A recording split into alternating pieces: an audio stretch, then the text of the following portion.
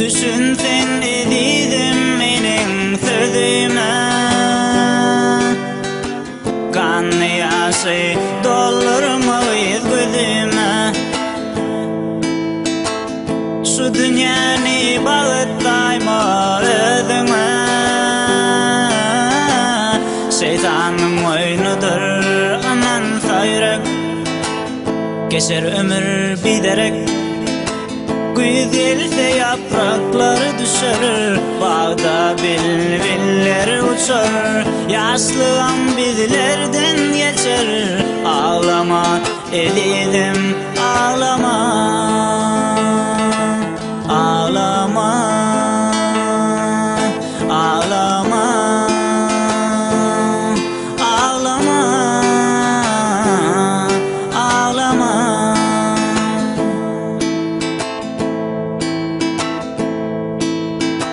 Kıyıların köpüsü baylamayın,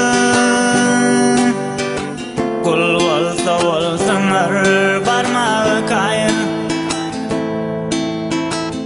Bu dünyada dinlemenin bağlama,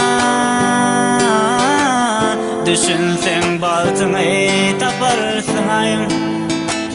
Geçer ömür biderek, güzelse yaprakları düşer, bağda bülbüller uçar. Yaşlığım bizlerden geçer, ağlama edidim ağlama.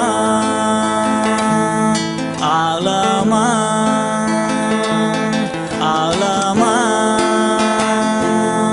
ağlama, ağlama.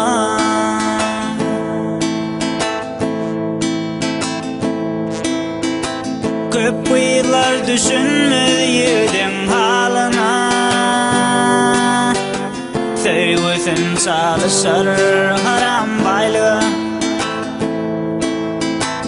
Men aşık men senin sevgi sözüne, sevgim bilen bolgun mudam demek.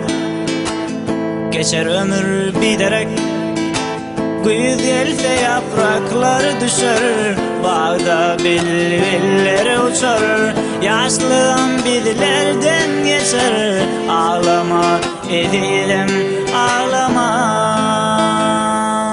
Ağlama, ağlama, ağlama.